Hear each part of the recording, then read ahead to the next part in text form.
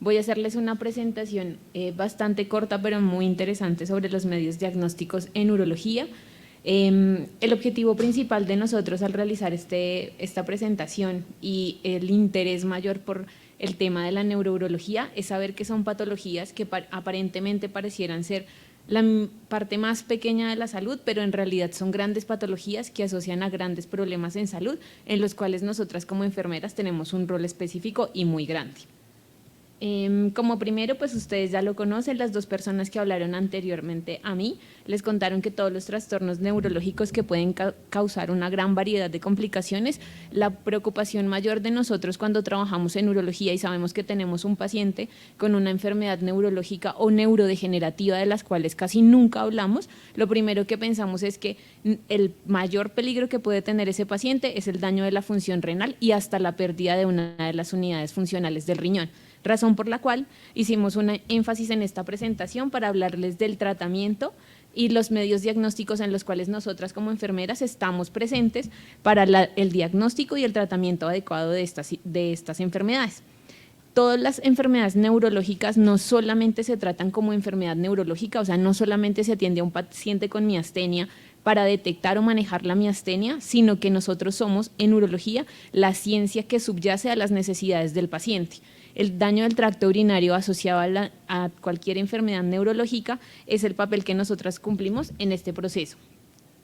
Bueno, pues esto.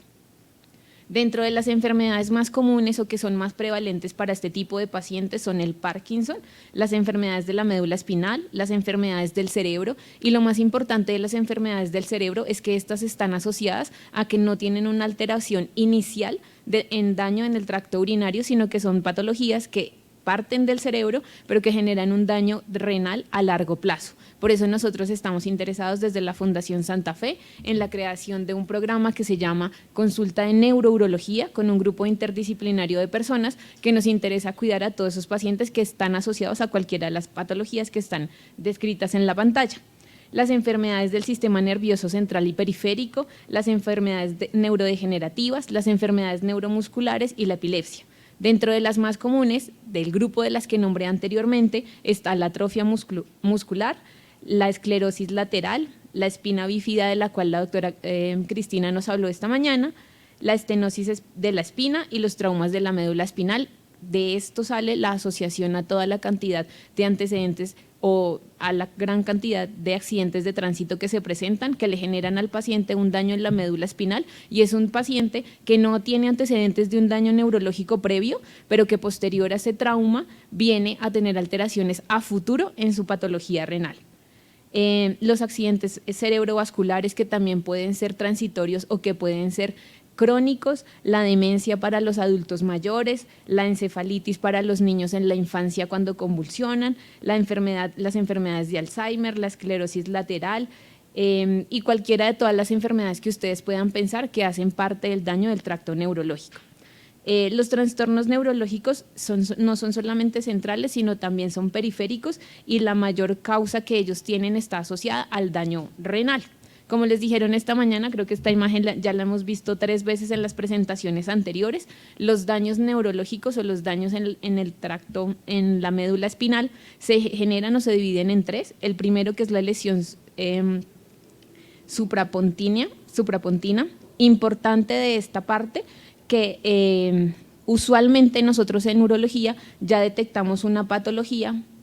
sabiendo en dónde fue la lesión, como se los dijo esta mañana la jefe Clara. Uno ya sabe que si el paciente tiene una lesión que está clasificada, que está en la parte superior o en el cerebro, es una enfermedad que está asociada a la actividad del detrusor o a la hiperactividad del detrusor, y que está muy relacionada en que el paciente puede tener un proceso miccional normal, pero su proceso de vaciado o su proceso de almacenamiento de la orina está fallando. La segunda son las lesiones de la médula espinal. En esas se derivan más las complicaciones asociadas al vaciamiento de la vejiga. Es ese paciente que por alguna alteración empieza a tener dificultades para poder definir su proceso de micción por completo. Y las últimas, que son las lesiones sacras. Cuando nosotros hacemos una videourodinamia o una urodinamia como medio diagnóstico en urología, la primera pregunta que le hacemos al paciente es ¿en qué nivel está su lesión?, para saber si durante el proceso del examen, tanto de llenado como de vaciado de la vejiga, va a tener alguna complicación adicional, como la presencia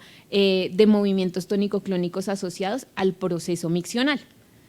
Lo más importante de este proceso del patrón miccional es que puede generar alteraciones en el tracto urinario inferior, pero que a futuro pueden llevar a la pérdida de la unidad renal, o sea, al tracto urinario superior. El diagnóstico y el tratamiento de todos estos trastornos incluyen la presencia no solamente de la valoración física del paciente, sino también neurológica.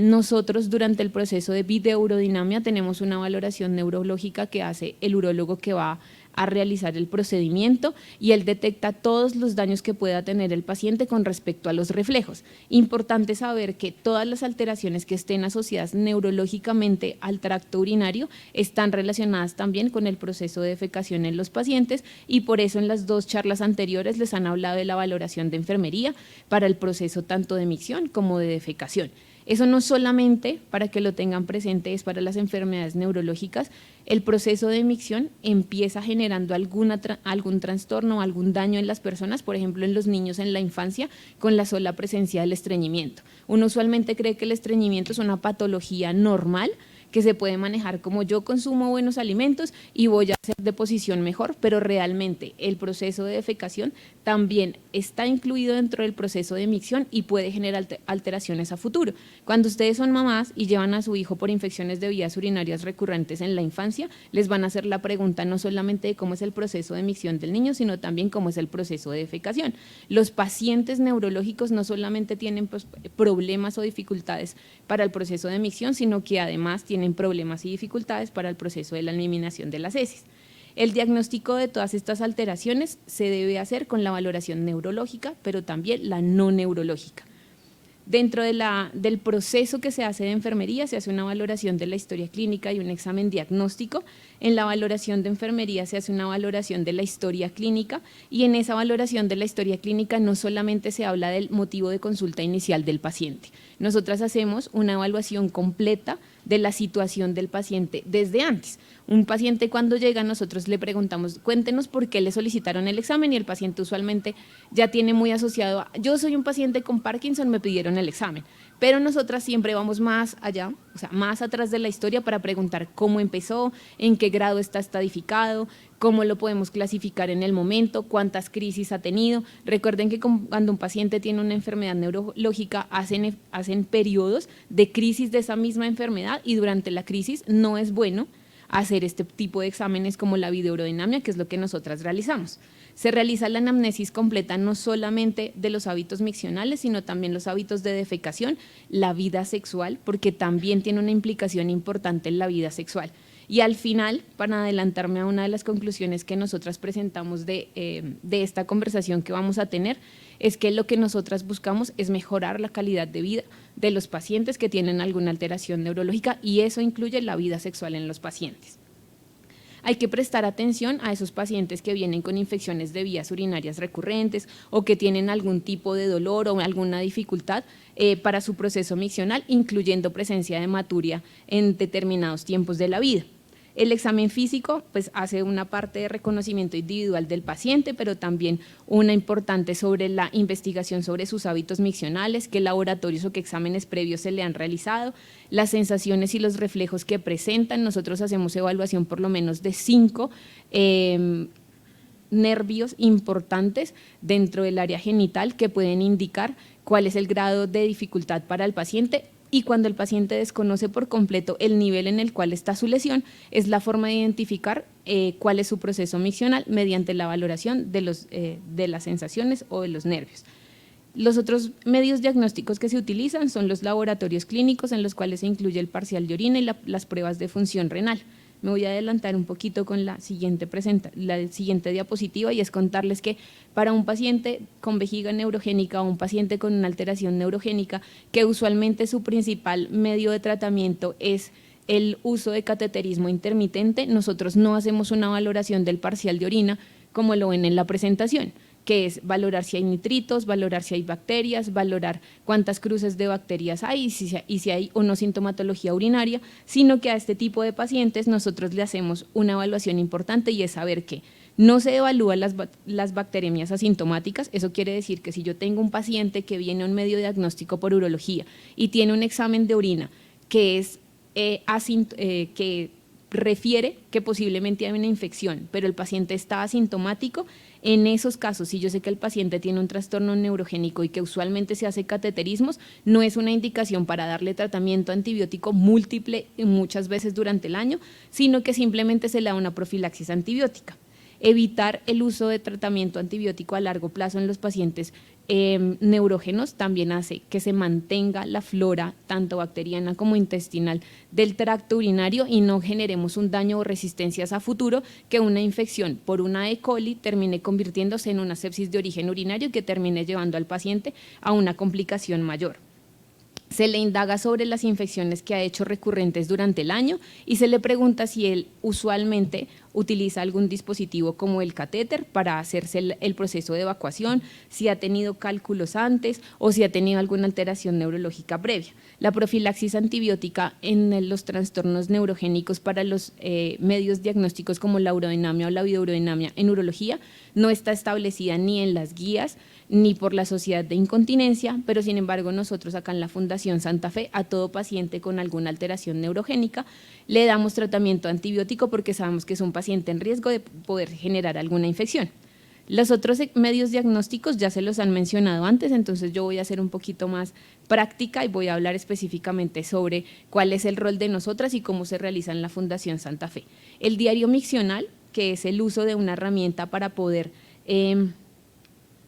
medir la cantidad de orina que se pierde o la cantidad de orina que se consume, le permite a uno identificar cuáles de esas necesidades que tiene el paciente durante el día y en qué momento está perdiendo orina y cuáles podrían ser las causas de esa situación. El diario miccional, para que ustedes lo sepan, ya no solamente se hace a mano o en una hojita o en un cartón como se hacía hace mucho tiempo, ya existen herramientas digitales en las cuales yo como enfermera puedo tener una información diaria y continua del paciente y no hago lo que se hacía usualmente antes, que es decirle al paciente, vas a hacer tu diario miccional por 1 a 3 días y cuando vuelvas a la siguiente consulta hacemos la evaluación, sino que a través de las herramientas digitales, como ya está el mundo moderno, yo puedo saber todo el tiempo cómo es el proceso miccional de mi paciente y si muy seguramente el tratamiento que él tiene establecido a la actualidad es el tratamiento que el paciente necesita.